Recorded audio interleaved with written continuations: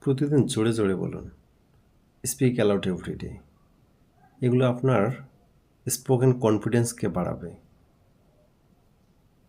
This increased your spoken confidence. আমি এটা করতে পারি। I can do it.